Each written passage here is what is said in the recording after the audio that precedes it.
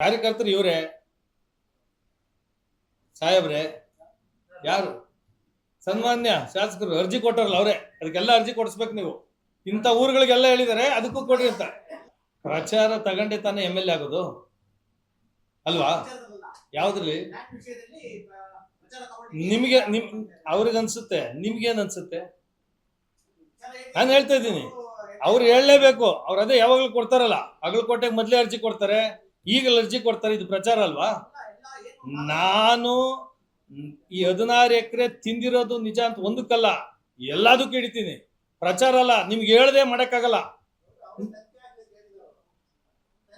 ಯಾವಾಗ ಹೇಳೋದು ನಾನು ಹೇಳಿದ್ಮೇಲೆ ತನಿಖೆಯಲ್ಲಿ ಅವ್ರ ಮೇಲೆ ಅವರೇ ತನಿಖೆ ಮಾಡ್ಕೊಳಕ್ಕಾಗತ್ತೆ ಎಲ್ಲರೂ ಉಂಟಾ ಅವರೇ ಮಾಡಿರೋದು ಇನ್ಯಾರೇ ಇವಾಗ ಹೇಳ್ಬೇಕಾ ಎಲ್ಲದಕ್ಕೂ ಅವ್ರೆ ಮೂಲ ಕರೆಕ್ಟ್ ಅಲ್ಲ ಮಾಡಿಸೋದೇ ಅವ್ರೆ ಇದು ಬಂದ್ ನಿಮ್ಮಲ್ಲಿ ಯಾರು ಹೇಳಿದ್ರು ಪ್ರಮಾಣ ಮಾಡಕ್ ಒಬ್ಬರು ಕರ್ಕೊಬತ್ತೀನಿ ಅಂತ ಅವ್ರು ಕಾಣಿಸ್ತಾ ಇಲ್ಲ ಇವತ್ತು ನಾನ್ ರೆಡಿ ಎಲ್ಲದೂ ಇವ್ರೆ ಪ್ರೂಫ್ ಇಲ್ವಲ್ಲ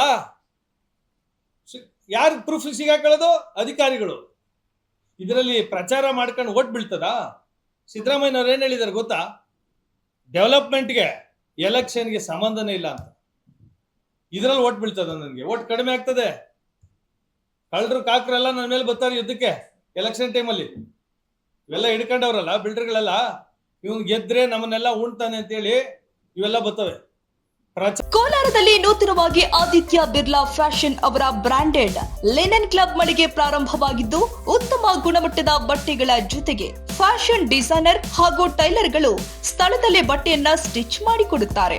ಹಾಗಿದ್ರೆ ಇಂದೇ ಭೇಟಿ ಕೊಡಿ. ವಿಳಾಸ ಭೈರೇಗೌಡ ನಗರ, ಬೆಮ್ಮಲ್ ಲೇಔಟ್, ಕೋಲಾರ ಬಂಗಾರಪೇಟೆ ಮುಖ್ಯ ರಸ್ತೆ, ಕೋಲಾರ ಟೌನ್. ಸುಮ್ಮನೆ ಇದ್ರೆ ದುಡ್ಡು ಸಿಕ್ಕೋದು ಸರ್. ಪ್ರಚಾರ ಸುಮ್ಮನೆ ಇದ್ರೆ ದುಡ್ಡು ಸಿಕ್ಕದ್ ನನಗೆ ಮನೆಗೆ ಬರ್ತಾರಲ್ಲ ನಾನು ಎತ್ತು ಲಿಫ್ಟ್ ಮಾಡಿ ಇವತ್ತು ಹೇಳ್ತೀನಿ ಅಂತ ಪ್ರೆಸ್ ಮೀಟ್ ಮಾಡಿ ನಾಳೆ ಬರ್ತಾರೆ. ಅವನ್ನೆಲ್ಲ ಅವಾಯ್ಡ್ ಮಾಡಿದ್ದಕ್ಕೆ ಇದ್ರಲ್ಲಿ ಯಾವ ಪ್ರಚಾರ ಇದು? ಬರ್ತಾರೆ, ಬಂದು ಬರ್ತಾರೆ, ಬರ್ಕಂಡ್ರೆ ಮನೆ ನಾವು ಮನೆ ಓಪನ್ ಅಂತ ಹೇಳ್ಬೇಕಲ್ಲ. ನಾವ್ ಯಾರು ಅಂತ ಗೊತ್ತಾದಾಗ ಬರಲ್ಲ.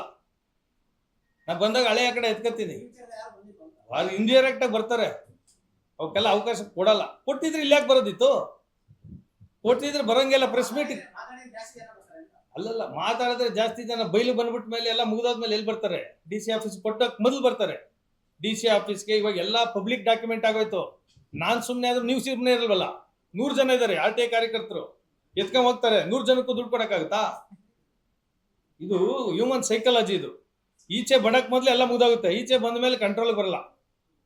ಕಾಡ್ಗೆ ಈಚ್ ಬೆಂಕಿನ ಇಡ್ಬೋದು, ಆರ್ಸಕ್ಕಾಗತ್ತೆ. ಪ್ರಯತ್ನ ಮಾಡ್ತೀನಿ ನಾನು, ಅದಕ್ಕೆ ಕೇಳ್ತಾ ಇರೋದು.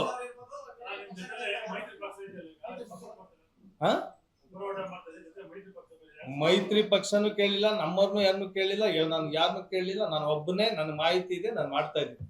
ನೀವುಗಳು ನನ್ನ ಕೈ ಜೋಡಿಸಿ ಅಂತ ಕೇಳ್ತಾ ಇದ್ದೀನಿ.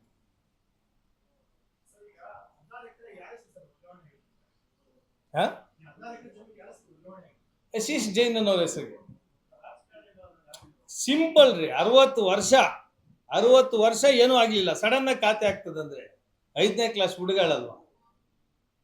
ಇನಾಮ್ DC ಸೆಟಲ್ಮೆಂಟ್ 61 ಅಲ್ಲೇ ಆಗಿದೆ. ನೀವು ಕೇಳಲಿಲ್ಲ ಯಾರೋ, ನೀವು 64 ಅಲ್ಲಿ ಆಗಿದೆ ಅಂತಾರೆ. ದಾಖಲೆ ಬೇಕಲ್ಲ.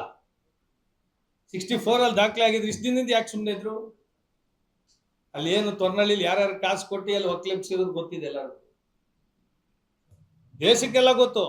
ಈಗ ಸಾಕ್ ಮಗ ಆದ್ರೆ 3 ಎಕರೆ ಬಂದು ಸಾಕ್ ಮಗ ಅಂದ್ರೆ ಒಂದೇ ಫ್ಯಾಮಿಲಿ ಆಯ್ತಲ್ವಾ? ಹಂಗೆ ಬರೋಣ. 16 ಎಕರೆ ಆಯ್ತಲ್ಲ, ಇನ್ನು ಬೈರ್ನಹಳ್ಳಿ 2.5 ಎಕರೆ ಹೆಂಗ್ ಕೊಡ್ತಾರೆ? ಗೋಮಾಳದಲ್ಲಿ 108 ಹುಡುಕೊಂಡು ಹೋಗ್ಬೋದು. ಈ ಊರುಗಳೆಲ್ಲ ಹೆಸರು ಹೇಳಿದ್ನಲ್ಲ, ಎಲ್ಲಾದ್ರಲ್ಲೂ ನಡೆದಿದೆ ಕ್ರಮ.